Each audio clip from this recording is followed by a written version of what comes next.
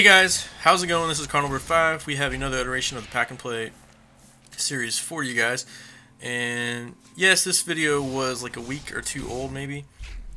So we are opening some of these packs they had a few weeks ago. They limited baseball packs. For the flashbacks, we didn't get anything really worth mentioning. Gavin Floyd and I think Flashback Chin.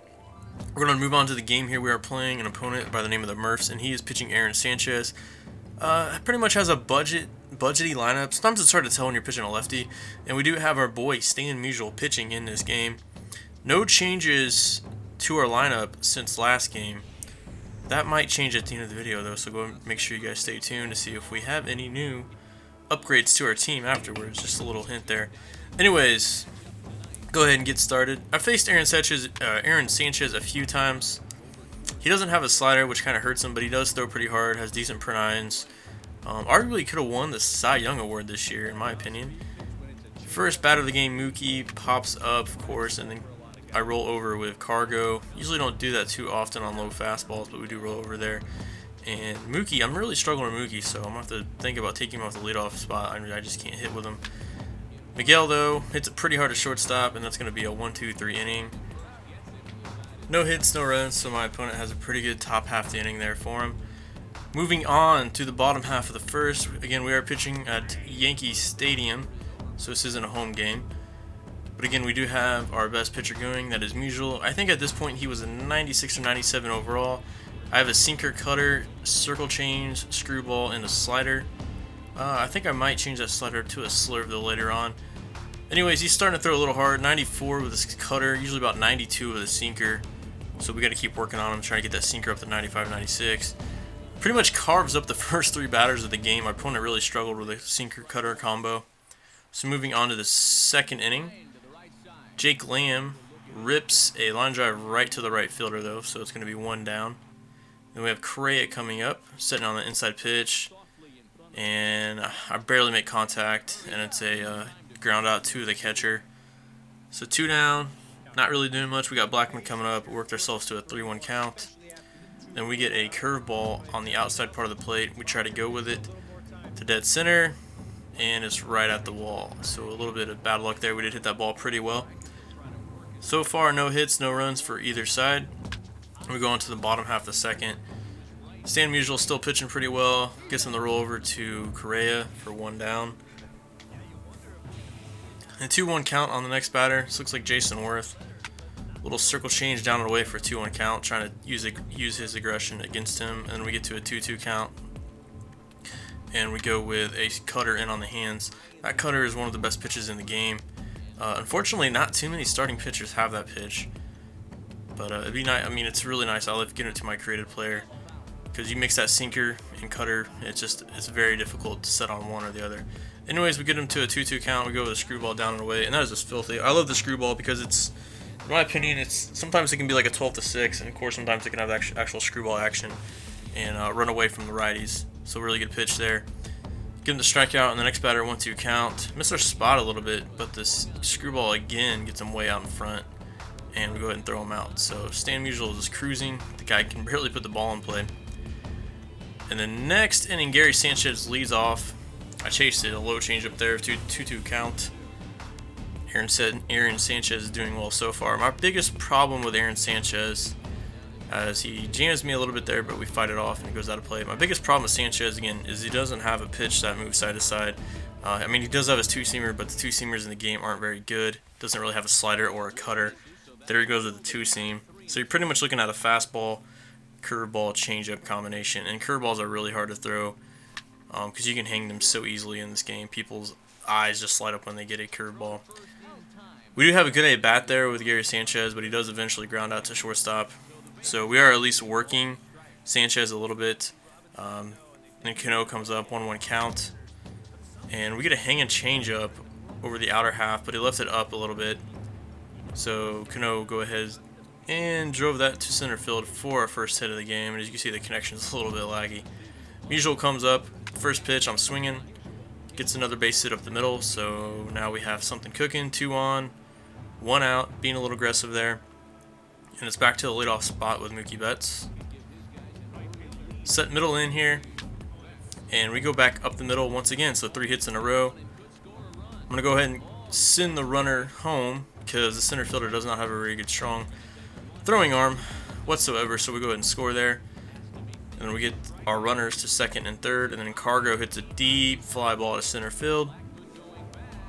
And it's going to be caught at the wall, but we are going to advance both runners, and we're going to go up 2-0. So finally start to get bats going this inning. Up 2-0. Miguel Cabrera comes up, 2 outs. Runner on third, set middle in here, and I just go with it. And this is a bomb to right field. However, it stays in play. He tippy toes and catches it at the wall. I thought I was definitely gone. So it's still 2-0. We hit the ball pretty well that inning, starting to get on Aaron Sanchez a little bit. He goes ahead and leads off the game, or leads off the next inning with a lefty. I throw a screwball down and in, almost hit his foot, but he swings at it and grounds out to second base. Then Ramos comes up again. I jam him with what looked like a sinker. Opponent just had a really tough time trying to hit the sinker cutter, and he really has not shown any signs that he's going to put up a competent hitting approach against Musial. He just looks really silly at the plate right now. And he's just very late on the fastballs and super early on the screwballs. He's really in between. And we go ahead and get him 2 ground outs to Correa to end the inning. We're up 2-0 going into the 4th. Now he did pinch hit and he took Sanchez out. And then he brings in a lefty. I think that was Glenn Perkins. I know he brought in Tony Watson later on. So I go ahead and pinch hit a few guys there. They gave him an E5 there, but I ripped that ball. Next we have Correa coming up. He's starting to slide step. I don't know why you're slide stepping. Like, especially with some of these deceptive deliveries, you don't want to slide step. But we go ahead and hit that out with Correa, and we're going to go up 4-0.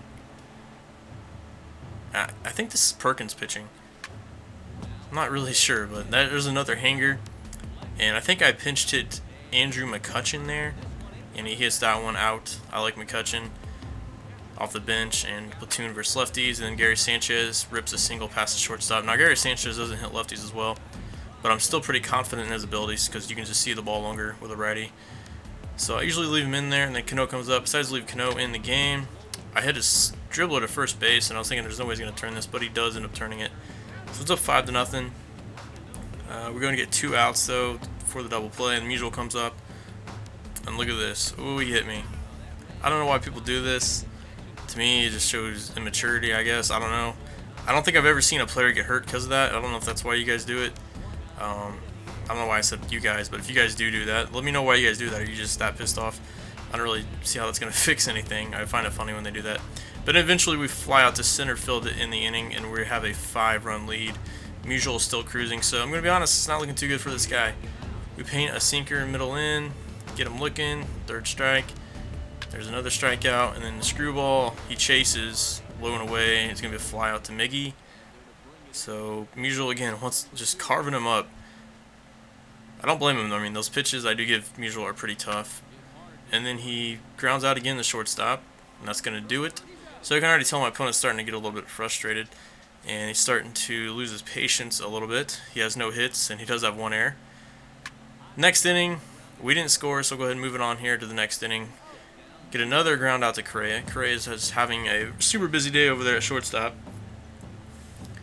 And then 2-2 count, pitch another sinker up and in and get him looking. See, you think the cutter is coming. I mean, you pretty much have to commit to one. It's pretty tough. And then 1-2 count, next batter, Nick Swisher pops it up to Musial. We'll go ahead and let Musial take that one since he does pretty high fielding. I will say this, though. They need to add an option in the game to where you can call off players.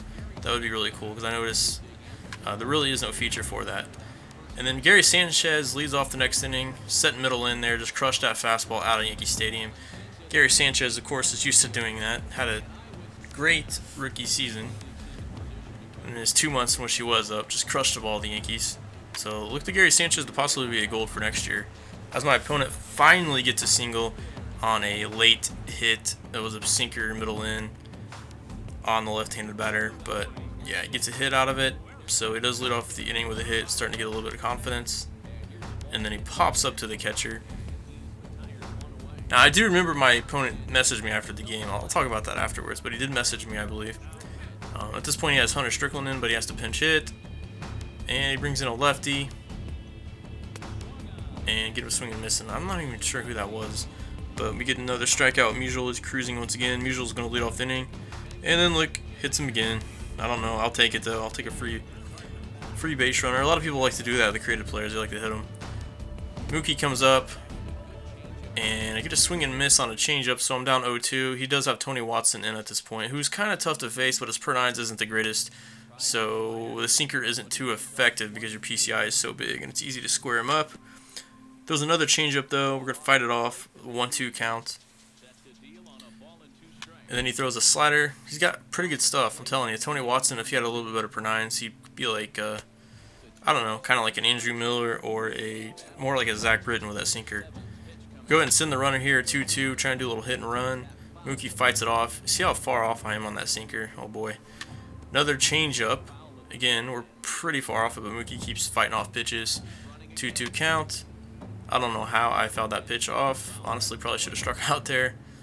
But we fight off yet another pitch, and then he goes sinker high and away.